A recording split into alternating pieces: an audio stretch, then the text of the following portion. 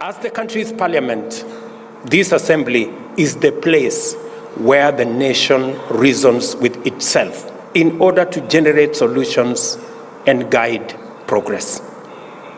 Your deliberations matter to Djibouti's national agenda, for our region, and where our destiny is forged. And as a result, my coming here, ladies and gentlemen, is not just a visit. It is an opportunity to consolidate the friendship between our two people. I have agreed. We did agree that we are going to work on the visa requirements for our diplomatic and services sectors. And the processes between the two countries have been concluded. I have today informed my brother, President Goulet, that we will not only make it possible for people holding diplomatic passports and services passports to come to Kenya without the need for a visa, but I have also extended it to all the people of Djibouti, even those holding ordinary passports.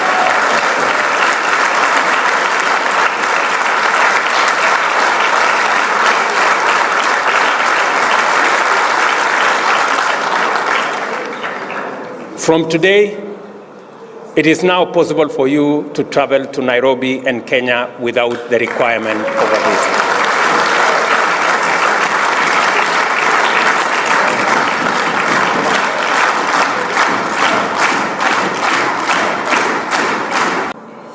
IGAD's ability to be consistent and effective in a context characterized by intensifying geostrategic complexity points us towards the quality of solidarity required for regional organizations like IGAD and multilateral institutions to meet the needs of our time.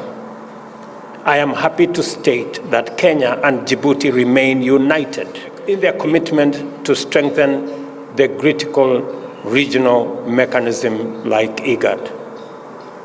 I therefore take this opportunity to thank the government of Djibouti for its steady commitment and unwavering support for IGAD, especially as the organization's gracious host.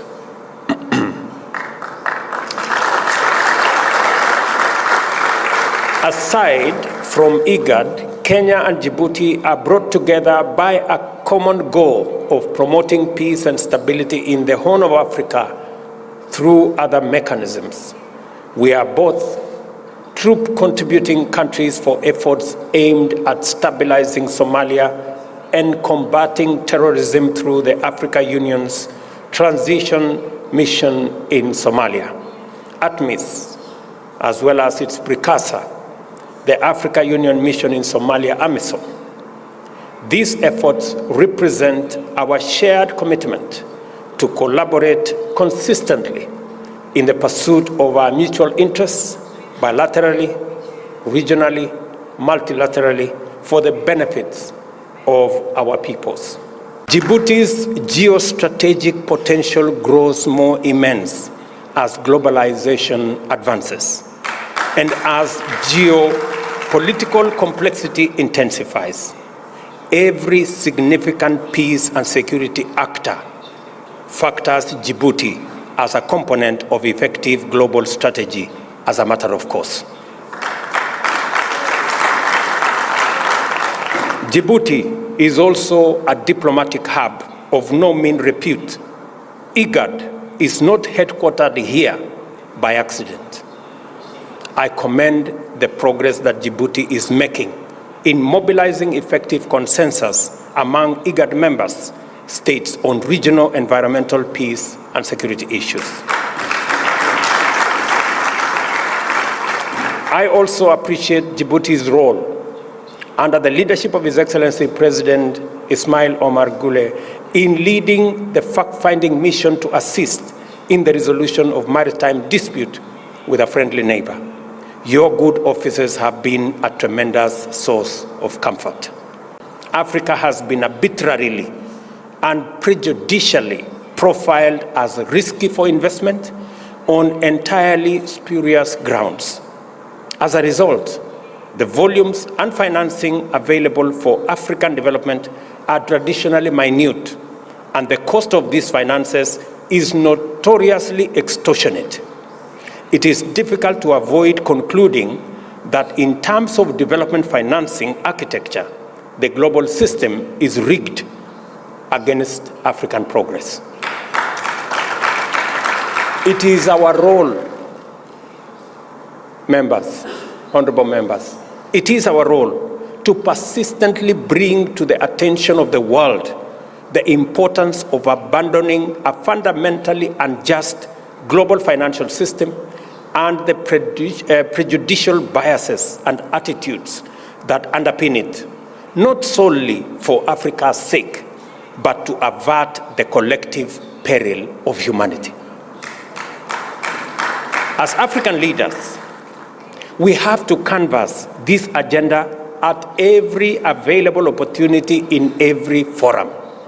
It is clear now that the climate crisis will be brought under control once the global financial and governance frameworks facilitate Africa to emerge as the champion of a green industrial revolution.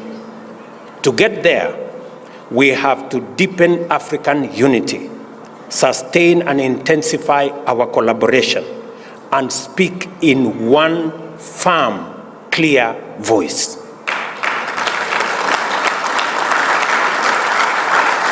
This is how we will deploy our natural resource base to unlock the promise of carbon trading mechanisms under Article 6 and to prevent the plunder of our continent's resources by others.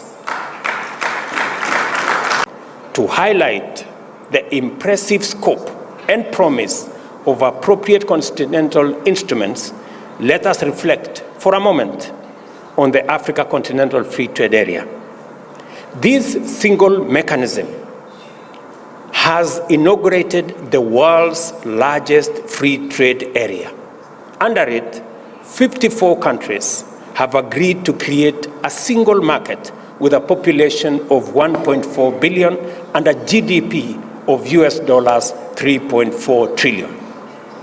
The free trade is projected to lift 30 million people out of extreme poverty and boost incomes by 7%, or US dollars 450 billion by 2035. This is the magnitude of what typical Pan-African collective action can achieve, and we are only getting started. Sequencing will always be critical in these initiatives. African integration will require freer movement of people and goods, which in turn call for better infrastructure and better connectivity. Yet the soul of free trade is the medium of exchange. The barriers to easy payments and settlements across borders within our continent are simply unsustainable. Let me give you an example. Traders from Djibouti selling to Kenya, or traders from Kenya selling to Djibouti, have to look for US dollars. How is US dollars part of the trade between Djibouti and Kenya? Why?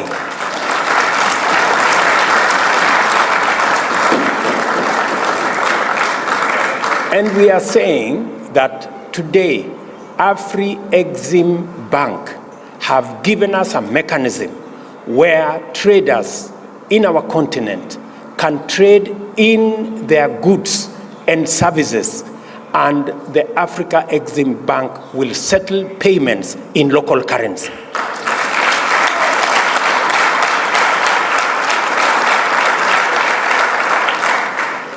That is why Kenya champions the Pan-African payment and settlement system that is done by our own institution, the Afri-Exim Bank. Why, members? Why is it necessary for us to buy things from Djibouti and pay in dollars? Why? There is no reason. And we are not against the US dollar. We just want to trade much more freely. Let us pay in US dollars what we are buying from the US. But what we are buying from Djibouti, let's use local currency.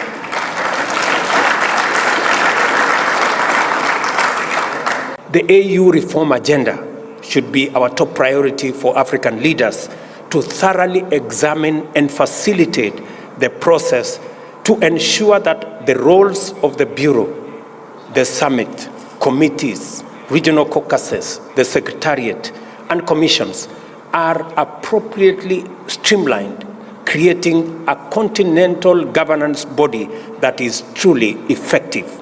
Equally, the imperative to fully operationalize the Pan-African Parliament is urgent.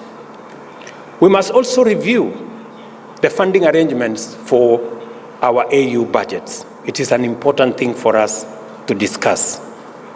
African Solutions, Agenda 2063, the Africa Continental Free Trade Area, and the vision of a young, clean, green continent of the future will remain a pale dream until, if we do not equip the Africa Union with the necessary capacity to live up to our aspirations. I'm also aware that a key setback for our individual and collective efforts to break free of our intractable problems with climate change, peace, and security lies with a fundamental flaw in our global multilateral governance structure. The apex organ of the UN system, you all know, the Security Council, persistently manifests a continental resistance to the values and principles that inspired the formation of the UN and which the institution is mandated to promote and defend. Do you know that only 5 countries of this world hold meaningful power in the UN Security Council? None of them is African. More than half of the world's population is not represented in the UN Security Council. It is neither democratic, it is not representative, it is not transparent, it is not accountable.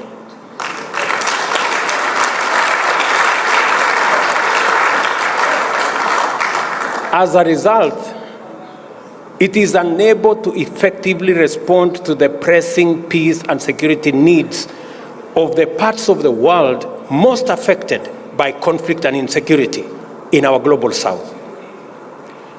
Its attitude to conflicts is geographically determined, and its intervention is likewise biased. In 2023, it should not be possible for the foremost institution of global governance to remain so egregiously exclusive and non-representative and claim to stand for any meaningful human norm.